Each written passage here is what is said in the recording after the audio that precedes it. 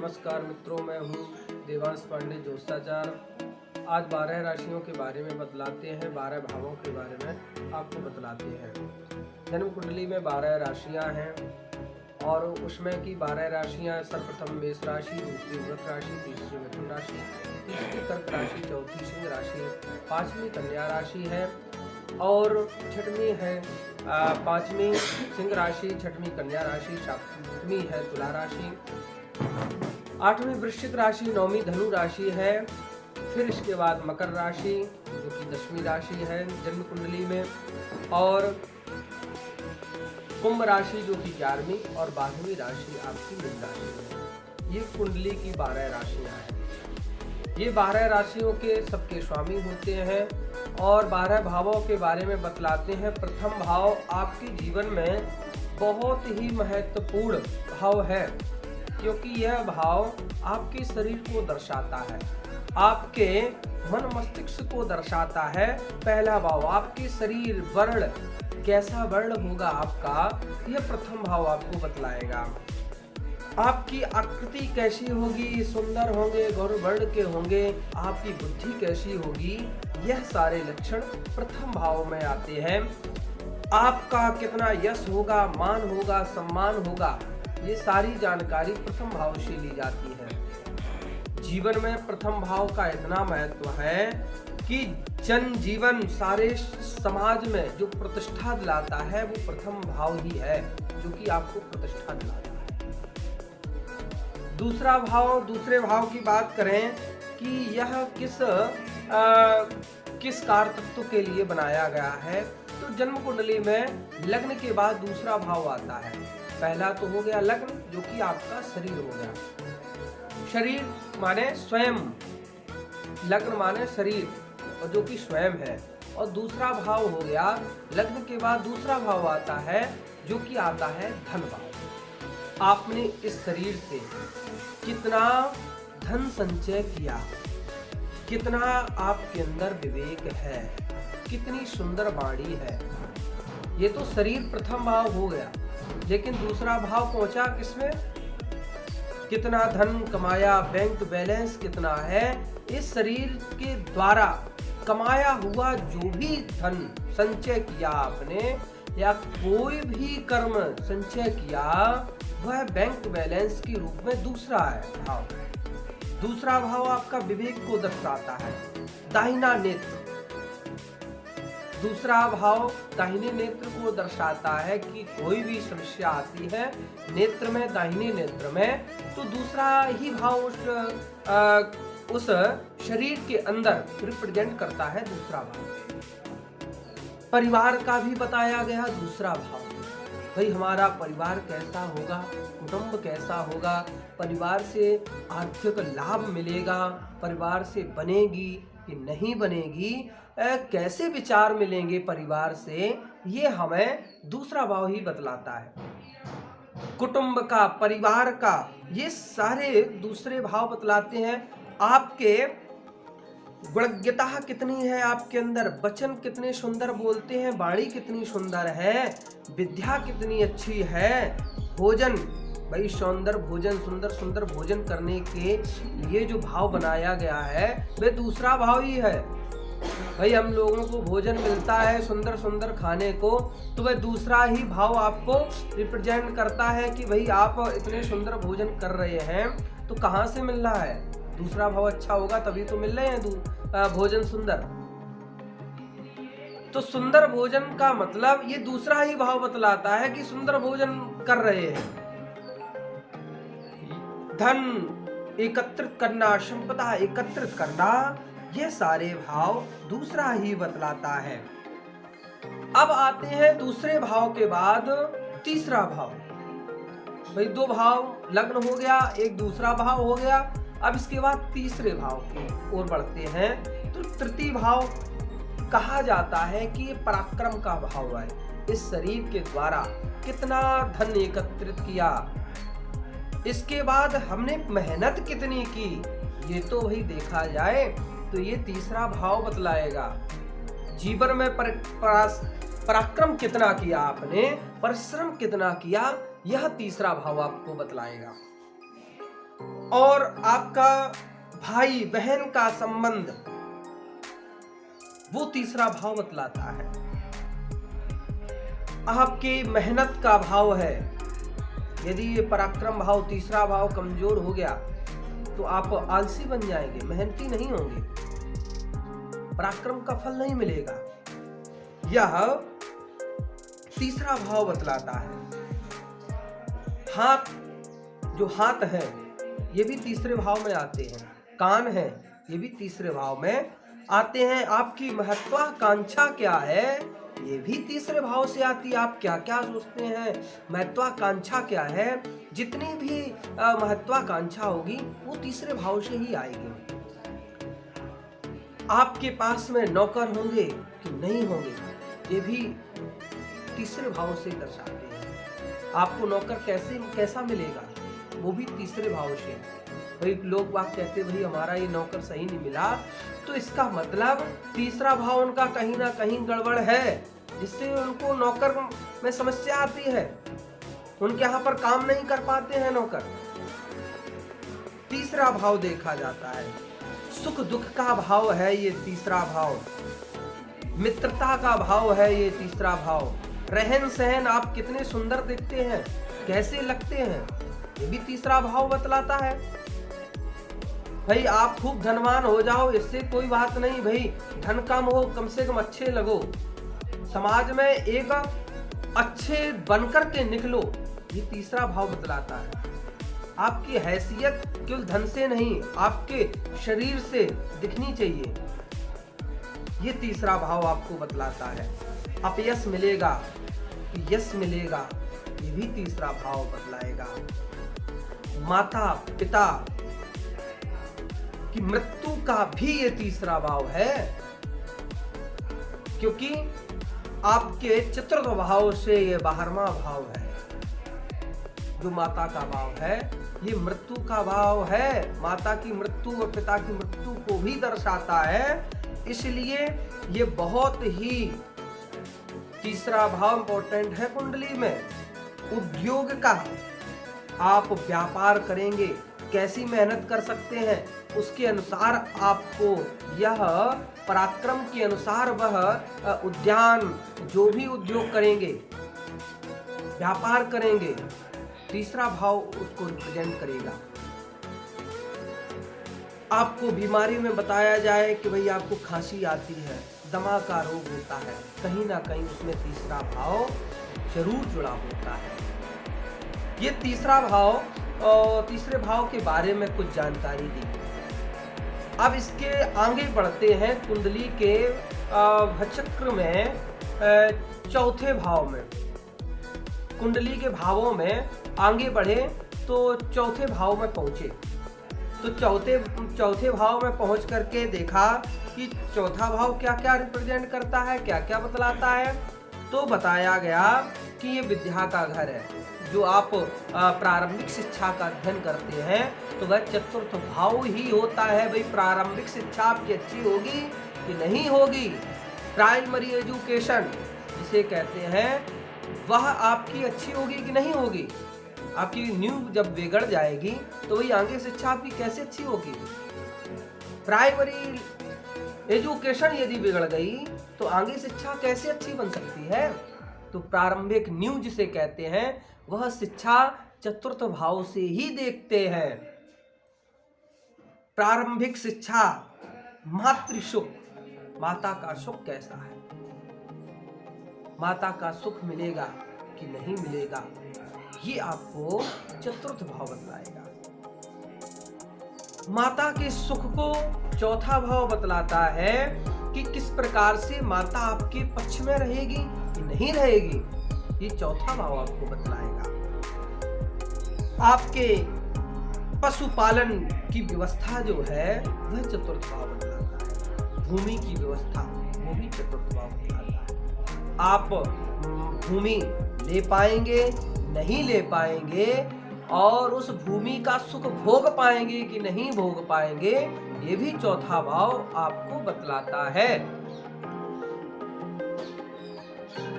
भवन का निर्माण कराना, ये भी चौथा भाव। आपने भूमि तो ले ली, उसका निर्माण ना करा पाए, बेचनी पड़ी। तो ये भी चतुर्थ भाव के अंदर आता है। भवन का सुख मिलना कि नहीं मिलना, वाहन का सुख मिलना या ना मिलना, ये सारी सुख मानो ये सुख भाव ही इसे कहते हैं। चौथे भाव को सुख भाव कहा जाता है, उन्नति का भाव कहा जाता है और कार्य प्रसाधन की क्षमता का भाव ये कहा जाता है। चतुर्थ भाव का तो बहुत ही विस्तार है, सूक्ष्मतया बताते हुए अब आगे पंचम भाव में पहुंचते हैं।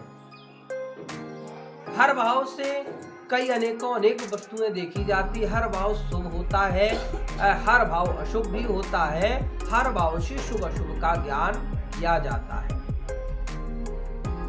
ये नहीं कि वही कह दिया कि 6, 8, 12 भाव खराब है कि खराब है, उसमें भी कुछ ना कुछ अच्छे भाव है, कुछ अच्छा फल भी है उसमें।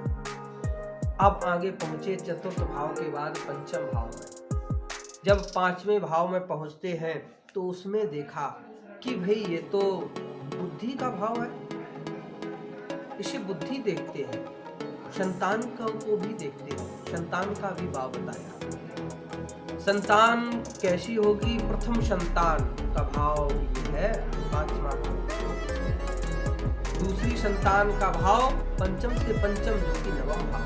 दूसरी संतान, पहला भाव पांचवा प्रथम संतान का भाव है आपकी संतान कैसी होगी, क्या होगी, कन्या होगी कि पुत्र होगा, वह प्रथम पंचम भाव में बदला प्रथम भाव। यदि पंचम भाव कहीं ना कहीं बिगड़ रहा है तो आपकी कहीं ना कहीं शिक्षा को भी बिगाड़, कहीं ना कहीं संपत्ति को बिगाड़, कहीं ना कहीं बुद्धि में विकार लाएगा कि पंचम भाव बदलेगा। आपकी कितनी सोच है यह पांचवा भाव बताता है। ये इष्ट का भी भाव कहा गया है, देव भक्ति का भी भाव कहा गया है। आपके अंदर कितनी भक्ति है यह भी पांचवा भाव है। आपके इष्ट को भी दर्शाता है पांचवा भाव। विद्या जो कि माध्यमिक शिक्षा जिसे कहते हैं वह पंचम भाव बतलाता है। माध्यमिक शिक्षा का भाव पांचवा भाव। प्राइमरी शिक्षा आपके चतुर्थ भाव, माध्यमिक शिक्षा आपके नवम भाव बतलाता है। कैसी शिक्षा रहेगी माध्यमिक शिक्षा, वह आपको ये पांचवा भाव बतलाता है। आपकी लॉटरी लगना, अचानक कहीं से धन आना, ये भी पांचवा ही भाव बतलाता है। इस प्रकार से पांचवें भाव के बहुत से कारतत्व हैं। इसके बाद आगे बढ़ते हैं जो कि छठे भाव की ओर बढ़ते हैं। कुंडली में छठवां भाव ही बहुत महत्वपूर्ण है। क्यों? ये भाव आपके जीवन में मेहनत को दर्शाता है, मेहनत का फल यहाँ दर्शाया जाता है।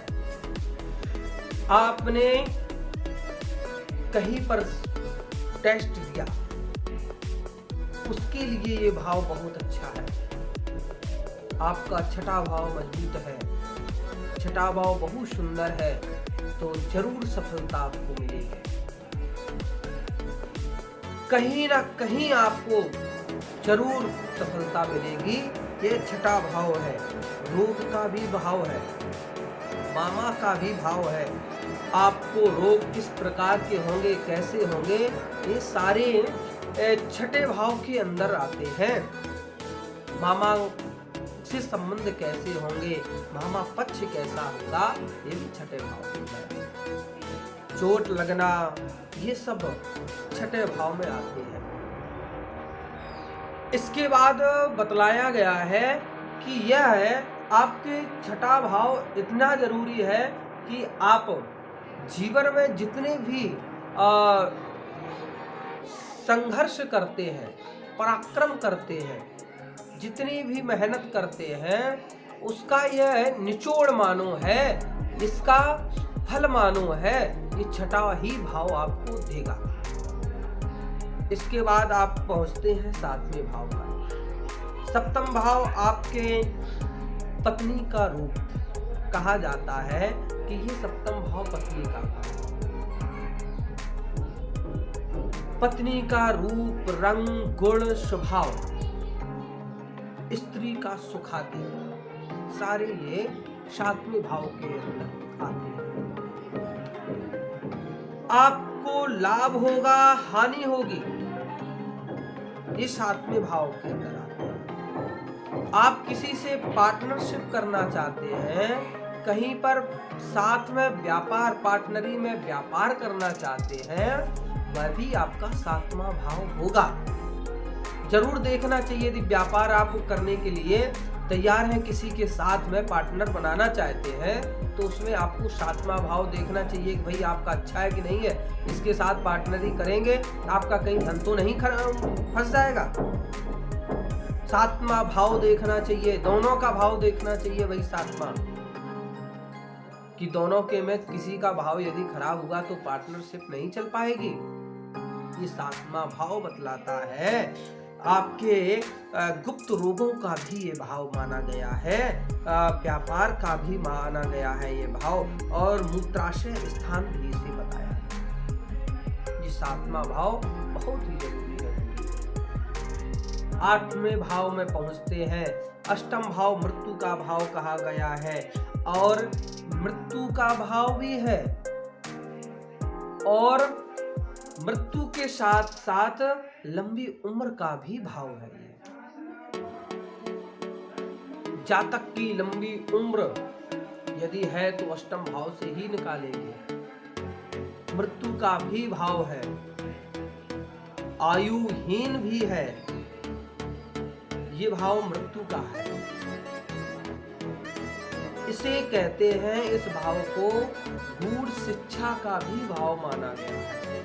यदि आप रिसर्च करते हैं, कहीं पर रिसर्च लेवल पर जाते हैं, पीएचडी वगैरह करते हैं, इंजीनियरिंग करते हैं, कोई विशेष वैज्ञानिक क्षेत्र में जाते हैं, अष्टम भाव देखना बहुत जरूरी है, क्योंकि ये गूढ़ भाव इसे कहा गया है। ये गूढ़ भाव है, और इसमें ससुराल से लाभ है कि नहीं है, ससुराल पक्ष भी अष्टम भाव है। इस प्रकार से अष्टम भाव के भी बहुत गुण हैं।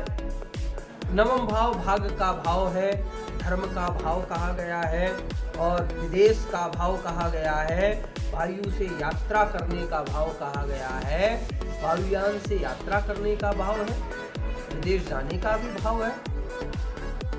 आपका भाग्य भाव है, इसे भाग्य भाव भी कहते हैं। आपका भाग्य कैसा है, जीवन में क्या करेंगे, क्या उन्नति करेंगे, यह आपका नवम भाव बतलाता है। धर्म भाव भी है, धर्म क्षेत्र ये नवम भाव। दसम भाव कर्म का भाव कहा गया है, जो आप कर्म करते हैं वह सारा दसम भाव है। पिता का रूप, रंग, प्रवृत्ति एवं पात्रता, गुण, स्वभाव, आयु, उत्कर्ष, ये सारा दसम भाव बताता है। मान सम्मान रहेगा कि नहीं रहेगा, वह भी दसम भाव। राजनीतिक लाइन में सफलता होगी कि नहीं होगी, राजनीति में आप सफल होंगे कि नहीं होंगे, वही दसम भाव बतलाता है। कार में, व्यवसाय में सफल होंगे कि नहीं होंगे, किस लाइन में जाएं, उसमें सफल हो गए तो वह दसम भाव बतलाएगा। क्या करें, कैसे करें, इस सारा दसम भाव बतलाता है।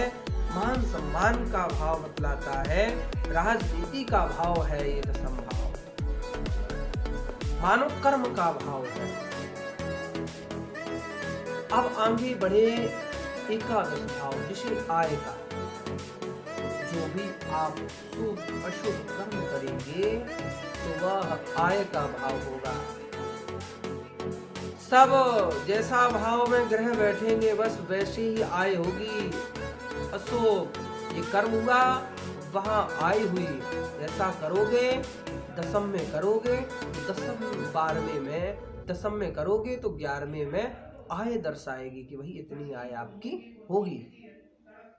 आय का भाव बतलाया गया है और जितना भी धनागमन का भाव है वो आपका 11वां ही भाव है।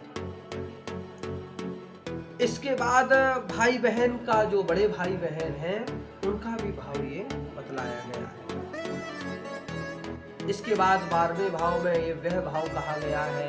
व्यय भाव, आप जो भी आय करेंगे उसका व्यय, मानो उसका व्यय होगा। आपने अच्छा किया तो अच्छा मिलेगा, बुरा किया तो बुरा मिलेगा। ये 12वां भाव है। अस्पताल का भी घर है, स्त्री सुख का भी घर है। आपको स्त्री का सुख मिलेगा कि नहीं मिलेगा, भाव। अस्पताल में बार बार जाना पड़ रहा है तो समझ लें कि कहीं ना कहीं 12वां भाव गड़बड़ है, खराब स्थिति में है। तो बार बार अस्पताल के चक्कर लगवाना ये 12 भाव दर्शाता है। और विदेश यात्रा 9वें और 12वें भाव से ही देखते हैं। 12वां भाव भी विदेश, बाहर जाने का भाव है। बाहर आपको भेजेगा, वहां आप सेटल हो पाएंगे कि नहीं हो पाएंगे, व्यवस्थित हो पाएंगे कि नहीं हो पाएंगे, तो ये 12 भाव 12वां भाव ही बतलाता है। बाएं नेत्र का भाव है, कारावास का भाव है। आपको जेल होगी, कब जेल होगी, बंधन योग यहीं से बनता है 12वें भाव से। कहीं ना कहीं 12वां भाव गड़बड़ होता है, कभी बंधन योग बनता है, जेल कारावास में जाता है। ये 12वां भाव बतलाता दंड का भाव है। किस प्रकार का दंड दिया जाए, वह ग्रहों के अनुसार दंडित होना पड़ता है। यह 12वां भाव बहुत ही इम्पोर्टेंट है। ये 12 भाव आपकी जन्म कुंडली में, इस प्रकार से 12 भाव हमेशा आपके जीवन में बहुत ही महत्वपूर्ण है। जन्म कुंडली में ये 12 भावों का ज्ञान करना जरूरी है और जीवन में 12 भावों से ही आपकी सारी प्रक्रिया चल रही है। नमस्कार दोस्तों, हम आपसे विदा लेते हैं और इसके बाद आगे आपसे चर्चा करते हैं। जय श्री राधे, जय श्री बालाजी महाराज। अब हम अगले टॉपिक के बारे में बात करते हैं।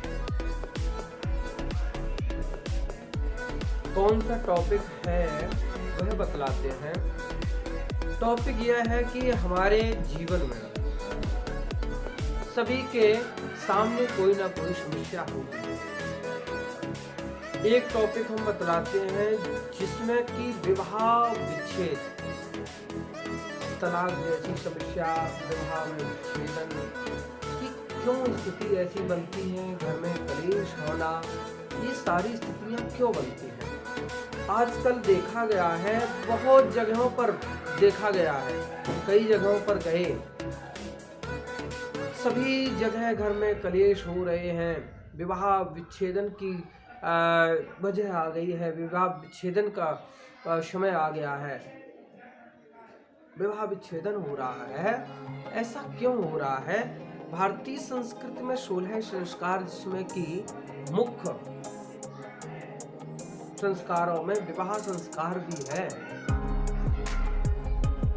सबसे महत्वपूर्ण संस्कार माना गया है विवाह संस्कार, क्योंकि आप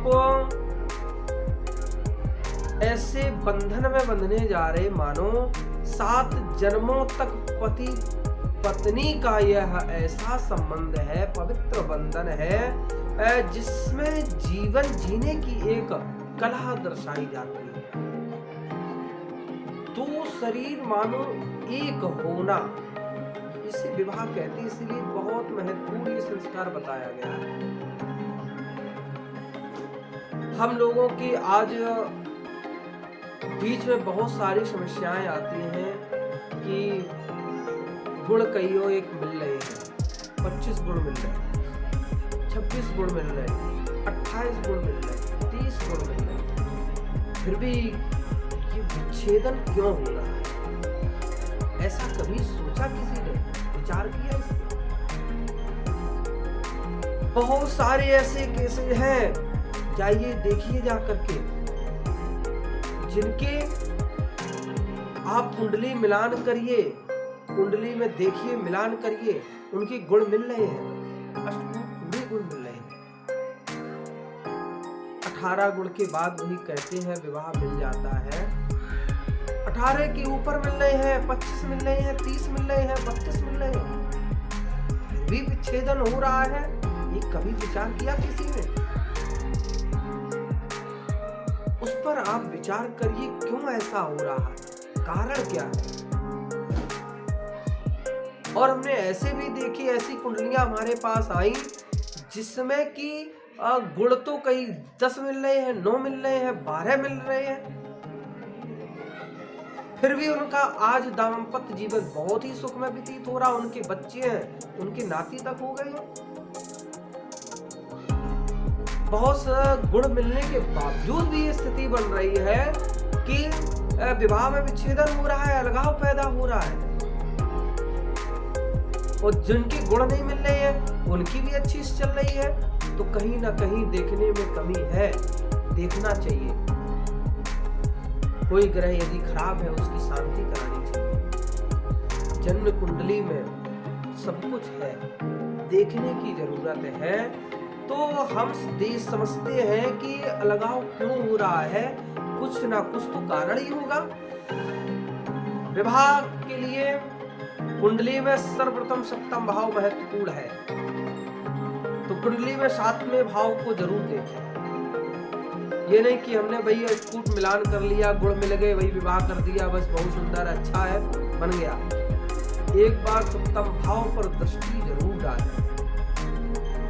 हमारा सप्तम भाव कहीं अशुभ तो नहीं है, कहीं कमजोर तो नहीं है, सप्तमेश कहीं पीड़ित तो नहीं है, लड़के की कुंडली में कहीं शुक्र तो पीड़ित नहीं है। यदि यह पीड़ित हो गए तो जरूर अलगाव पैदा कराएंगे, तलाक तक नौबत ला देंगे। कुंडली में सप्तमेश, द्वादशेश, इन भावों में यदि इन भावों के स्वामी, सप्तमेश का स्वामी, सप्तम भाव का स्वामी उसे कहते हैं सप्तमेश, द्वादशेश द्वादश भाव का स्वामी उसे द्वादशेश कहते हैं। इन भावों के स्वामी यदि राहु और केतु से कहीं संबंध बना लिए तो भी अलगाव पैदा कराएंगे। और जन्म कुंडली में सूर्य, राहु, केतु अथवा शनि में से कोई भी 2 ग्रह एक साथ सप्तम भाव में स्थित हो गए तो जरूर अलगाव पैदा कराएंगे। ये जरूर देखना चाहिए, इनकी शांति करानी चाहिए। और अलगाव कहां से पैदा होते हैं वह बताते हैं कि कुंडली में सप्तम भाव का स्वामी और 12वें भाव का स्वामी एक साथ 10म भाव में हो जाए, 10म भाव में बैठ जाए तो भी अलगाव कराने की स्थिति बन जाती है, तलाक कराने की स्थिति बन जाती है। दोस्तों ध्यान दीजिए, जीवन में ये बहुत महत्वपूर्ण बातें हैं। अच्छे ज्योतिषाचार्य के पास जाइए, उसको दिखाइए कुंडली, भाई विवाह बन रहा कि नहीं बन रहा है, इससे बनेगी कि नहीं बनेगी, ये पार्टनर मिल रहा है, कैसा मिल रहा है। क्योंकि इतने आज के समय ऐसा हो गया, इतने केस चल रहे हैं, इस विषय पे चर्चा का विषय है कि इतने केस बन रहे हैं। देखिए कोर्ट में जाकर के सबसे ज्यादा इसी के केस आपको मिलेंगे। तो ध्यान दीजिए मित्रों, जरूर ज्योतिषाचार्य के पास जाकर के इस विषय को समझिए, गंभीरता से लीजिए, क्यों ये स्थिति बन रही है। लग्न कुंडली का सप्तमेश तथा शुक्र नवमांश कुंडली में, नवमांश चार्ट बनता है D9, उसमें त्रिक भावों में तृक भाव जिसे कहते हैं 6 8 12, उन भावों में राहु केतु सूर्य शनि के साथ स्थित हो तो विवाह भंग का योग बनता है। और ध्यान दीजिए, यदि कुंडली में सप्तमी तृक भावों में हो तथा शुक्र अस्त हो, पीड़ित हो, तो भी विवाह भंग के योग बनते हैं। और आगे बात बताते हैं, यदि कुंडली में सप्तम भाव में तृक भावेश 6 8 12 स्थित हो, 6 8 12 के स्वामी यदि स्थित हो तथा सप्तम भाव का स्वामी शुक्र पीड़ित हो तो तलाक के योग बनते हैं। मित्रों, एक बार जरूर देखना, कुंडली का चतुर्थ भाव, सप्तम भाव तथा शुक्र का पीड़ित होना विवाह सुख को नष्ट करता है, जरूर कमी लाता है। चतुर्थ भाव कुंडली का यदि कमजोर हो गया, सप्तम भाव आपका कमजोर हो गया, शुक्र पीड़ित हो गया तो विवाह सुख में जरूर कमी लाएगा। शुक्र राहु से पीड़ित हो गया, शनि से पीड़ित हो गया, सूर्य से पीड़ित हो गया, केतु से पीड़ित हो गया तो जरूर कमी लाएगा आपके विवाह में। बहुत सारी जानकारियां हैं, आप इन विषयों पर विशेष ध्यान दीजिए कि विवाह में ऐसी क्या स्थितियां बन रही हैं जो तलाक के योग बनते जा रहे हैं, ऐसी घटना होती जा रही है, तो इस पर विचार करिए। वैदिक ज्योतिष के नियम के अनुसार जब जन्म कुंडली में द्वितीय भाव तथा सप्तम भाव अलगाववादी रहे, अलगाववादी ये ग्रह है राहु और केतु शनि सूर्य से पीड़ित हो, द्वितीय भाव सप्तम भाव, द्वितीय भाव और सप्तम भाव राहु केतु शनि से पीड़ित हो तथा सप्तमेश तथा शुक्र छठे अथवा द्वादश भाव 6 12 भाव में अलगाववादी ग्रह के साथ हो तब तलाक के योग बनते हैं। ऐसे में आपको ध्यान रखना है, इन ग्रहों की शांति करानी है, आपको पूजा पाठ कराना है। इसलिए तलाक के लिए न्यायालय में केस चलते हैं, उसमें बहुत समय लगता है। दशा को देखिए, ये केस क्यों चल रहे हैं, ऐसी स्थिति को परखिए। आप दूसराचार्यों से परामर्श लीजिए, इन ग्रहों की शांति कराइए। दशा अंतर दशा को देखिए, कुंडली में किस ग्रह की दशा चल रही है, अंतर दशा चल रहा है, कुंडली को देखिए, उस पर विचार करिए। हमारी इस वैवाहिक जीवन में कहां से उथल पुथल हो रही है, कहां समस्या आ रही है, कुंडली का जरूर मिलान कराइए। और विवाह हो गया है तो उन भावों की शांति जरूर कराइए। कोई ग्रह यदि खराब है तो उसकी शांति कराइए, आपको लाभ मिलेगा। नहीं तो जीवन में बहुत ऐसे लोगों के केस देखे गए हैं कि उनको दूर होना पड़ा। ऐसे अलगाववादी ग्रह हैं, इनसे बचिए और इनकी शांति कराइए।